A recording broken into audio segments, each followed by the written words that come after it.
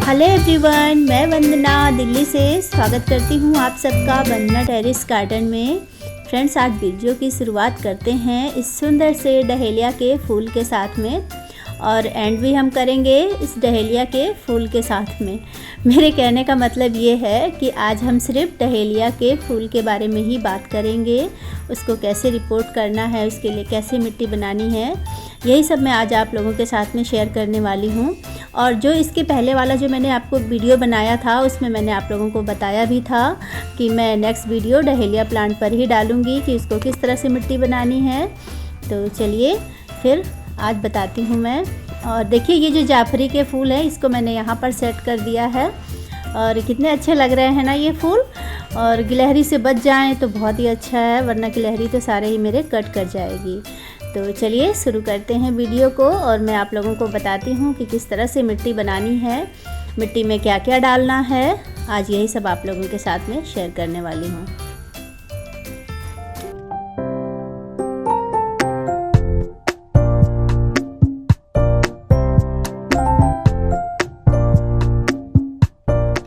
तो डहेलिया के प्लांट को लगाने के लिए हमेशा 10 या 12 इंच का गमला बहुत ही अच्छा होता है फ्रेंड्स। और 12 इंच के गमले में बहुत ही अच्छा ये होता है, इसलिए इसको छोटा गमला ना दे करके 10 या 12 इंच का गमला आप दे सकते हैं। मैं जो है अपने डहेलिया के प्लांट को 14 इंच के गमले में लगा रही हूँ। ये काफ़ी बड़ा गमला है 14 इंच का, और इसमें मैं 2 डहेलिया के प्लांट एक साथ ही लगाऊंगी। और इसके लगाने का एक कारण ये भी है कि अब मेरे गार्डन में जगह की बहुत ही कमी है और मेरे पास अभी इस समय ज़्यादा प्लांटर भी नहीं हैं, तो 2 लगा दूंगी मैं एक साथ। वैसे बहुत ही अच्छे चल जाएंगे, बड़ा गमला है ये। और जब बाद में फूल आएंगे इसमें तो ये बिल्कुल गुलदस्ते की तरह लगेंगे। 2 कलर के फूल एक ही गमले में बहुत ही अच्छे लगेंगे, तो इसीलिए मैं खासकर लगा रही हूँ। और वैसे भी अच्छे लगेंगे, 14 इंच का गमला काफ़ी बड़ा होता है। तो अब इसके लिए जो मिट्टी बनानी है फ्रेंड्स, ये मेरे गार्डन की मिट्टी है, आप देख सकते हैं। तो मेरे गार्डन की मिट्टी इस समय बहुत ही ज़्यादा अच्छी क्वालिटी हो चुकी है उसकी, क्योंकि जैसा कि मैं हमेशा बताती हूँ कि मैं अपने गार्डन की मिट्टी में जब भी गमले में पौधा लगाती हूँ तो मैं नीचे अपने गार्डन का कूड़ा कचरा डाल देती हूँ, तो उससे मिट्टी की क्वालिटी बहुत ही अच्छी हो जाती है। तो देखिए, आप इस तरह से मिट्टी को चेक कर सकते हैं। हाथ में मुट्ठी बना करके अगर आप मिट्टी को दबाएंगे तो अगर मिट्टी नहीं बनती है तो समझ लीजिए वो मिट्टी की क्वालिटी बहुत ही अच्छी है। और आप ये जो लकड़ियाँ वगैरह देख रहे हैं ना, ये पहले जो पौधा लगाया था उसमें मैंने अपने गार्डन का कूड़ा कचरा डाला था, जो धीरे धीरे डिकम्पोस्ट होता रहता है और मिट्टी की क्वालिटी बहुत ही ज़्यादा उम्दा हो जाती है, यानी कि बहुत ही बेहतरीन हो जाती है। और हमारे गार्डन का कूड़ा कचरा कंपोस्ट के रूप में आता रहता है, जिसके कारण ये सब होता है। तो इसको डहेलिया का प्लांट लगाने के लिए मैंने अपने जो गार्डन की मिट्टी ली है वो सिर्फ गार्डन की मिट्टी ली है, और मैंने ये लिया है बर्मी कंपोस्ट। तो बर्मी कंपोस्ट को मैंने जो लिया है वो जितनी मैंने मिट्टी ली है उसका आधा मैंने बर्मी कंपोस्ट लिया है। तो अगर आप नई मिट्टी बनाते हैं तो आप उसमें एक हिस्सा रेत भी मिला सकते हैं और एक हिस्सा आप खाद कर लीजिए, बाकी 2 हिस्से आप गार्डन की मिट्टी के कर सकते हैं। तो आप इस तरह से करके बना सकते हैं, पर मुझे अब ज़रूरत नहीं पड़ती है रेत की। मैंने जब स्टार्टिंग में गार्डनिंग शुरू की थी उस टाइम पे मैं अपनी मिट्टी में रेत मिलाती थी, पर अब काफ़ी दिन हो गए हैं मुझे गार्डनिंग करते हुए, तो अब मेरी मिट्टी की क्वालिटी बिल्कुल बदल गई है और मुझे नई मिट्टी भी लेने की ज़रूरत नहीं पड़ती है। जो मेरी पुरानी मिट्टी है उसी में काम मेरा हो जाता है और बढ़ती भी रहती है। जब हमारे गार्डन का कूड़ा कचरा डिकम्पोस्ट होता है तो मिट्टी की भी बढ़ जाती है। और इस तरह से मैं लूँगी इसमें नीम खली 1 या 2 मुट्ठी हम इसमें डालेंगे। जैसे कि हम 2 प्लांट लगा रहे हैं तो मैंने 2 मुट्ठी डाला है। और बोन मील बहुत ही ज़्यादा ज़रूरी है। इसमें फास्फोरस बहुत ही प्रचुर मात्रा में होता है, जो हमारे प्लांट को फल फूल देने के लिए बहुत ही ज़रूरी है। और साथ में मैं ये ले रही हूँ एप्सम सॉल्ट। तो एप्सम सॉल्ट की मैं 1 चम्मच ले रही हूँ। एप्सम सॉल्ट जो है फ्रेंड्स, तो ये मैग्नीशियम सल्फेट की कमी हमारे प्लांट में पूरी करेगा और इससे फूल का कलर भी बहुत ही अच्छा आता है। और पत्ते तो ग्रीन इसमें रहते ही हैं, तो ये हमारी मिट्टी में इस कमी को पूरा करता है और हमारे प्लांट बहुत ही ज़्यादा हेल्दी दिखता है।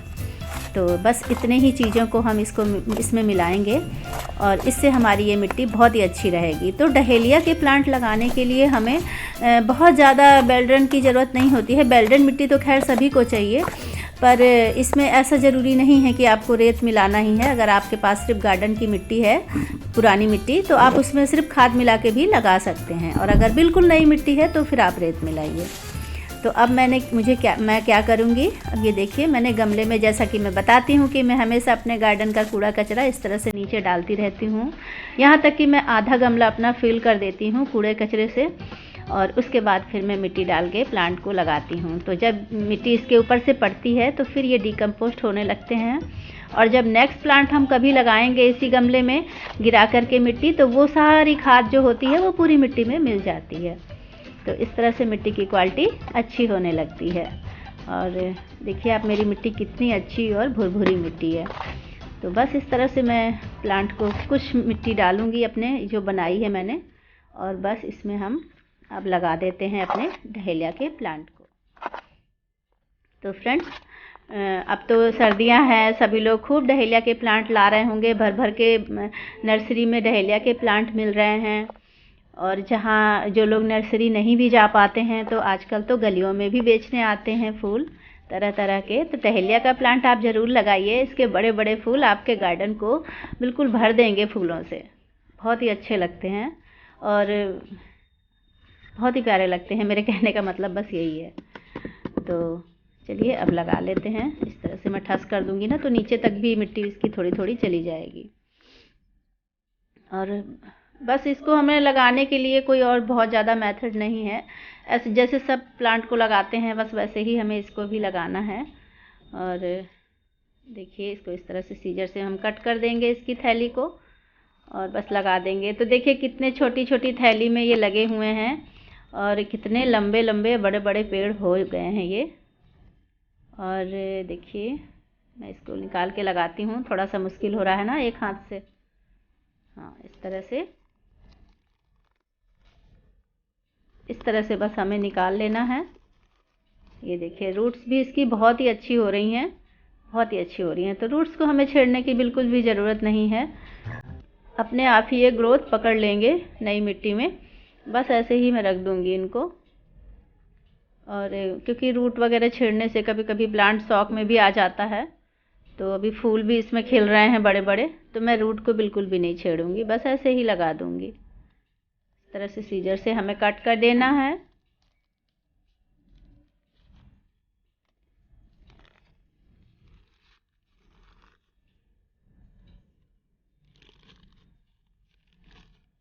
और ये भी जो लगे हुए हैं नर्सरी के, ये जो प्लांट हैं, ये भी रेत में ही लगे हुए हैं, रेतीली मिट्टी है इनकी, बहुत ज़्यादा रेत है।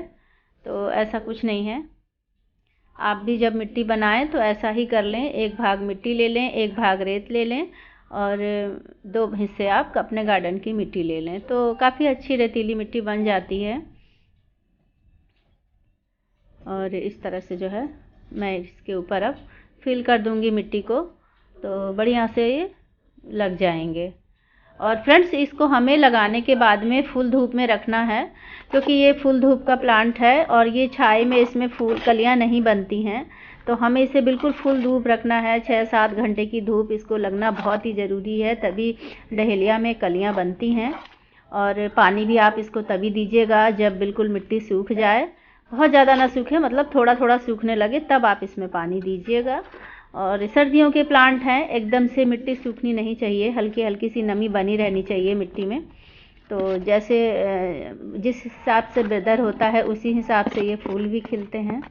तो बस इस तरह से हमें जो है, देखिए मैंने जितनी मिट्टी बनाई थी ना, सारी बिल्कुल परफेक्ट हुई है। तो अब इतने सालों से गार्डनिंग करते करते इतना अनुभव तो हो ही गया है कि एक प्लांट के लिए कितनी मिट्टी बनेगी और 2 प्लांट के लिए कितनी मिट्टी बनेगी। तो इस तरह से जो है मिट्टी को मैंने तैयार कर लिया है। और देखिए ये किस तरह से गिरते हैं, इतने लंबे लंबे हैं कि इधर को गिर रहे हैं, कभी उधर को गिर रहे हैं। तो देखिए कितना खूबसूरत फूल है ये वाला, बहुत ही प्यारा फूल है। इसका कलर भी समझ में नहीं आ रहा है, ऑरेंज है कि पीला है, दोनों ही मिक्स लग रहा है, बहुत ही प्यारे लग रहे हैं। तो इस तरह से जो है हमने डहेलिया के प्लांट की रिपोर्टिंग कर ली। और अब बारी आती है इसको पानी देने की। तो पानी देना तो मस्ट ही होता है, जैसा कि हर प्लांट लगाते हैं और उसमें हम पानी देते हैं, तो हम इसमें बस सिंपल पानी इसको दे देंगे। और जैसे कि हमने नीचे आधा गमला तो फिल कर दिया है कूड़े कचरे से, तो हम इसमें पानी भी उसी हिसाब से देंगे, बहुत ज़्यादा नहीं देंगे। और फ्रेंड्स देखिए, ये जो गेंदा के मैंने फ्लावर्स लगाए थे उनमें सभी में कलियां आना शुरू हो गई हैं और कितने अच्छे लग रही हैं। और यही वो जगह है जहाँ पर मैं डहेलिया के प्लांट को सेट करूँगी, बिल्कुल गेंदा के बीच में। तो यहाँ पर मैं इसको लगा दूँगी और ये जो सारे प्लांट हैं इन सबको भी मैं बाद में रिपोर्ट कर दूँगी। तो फ्रेंड्स अब देर किस बात की, आप भी जाइए और नर्सरी से ढेर सारे डहेलिया के प्लांट लाइए। और फ्रेंड्स आपके लाइक का और कमेंट्स का मुझे बेसब्री से इंतज़ार रहता है, तो आप लोग कमेंट करके ज़रूर बताइएगा कि किन किन लोगों ने डहेलिया के प्लांट लगा लिए या फिर किसे अभी लगाना है, तो प्लीज़ ज़रूर बताइएगा। और न्यू फ्रेंड्स मेरे को सब्सक्राइब ज़रूर कर लें। तो मिलते हैं नेक्स्ट वीडियो में, तब तक के लिए बाय।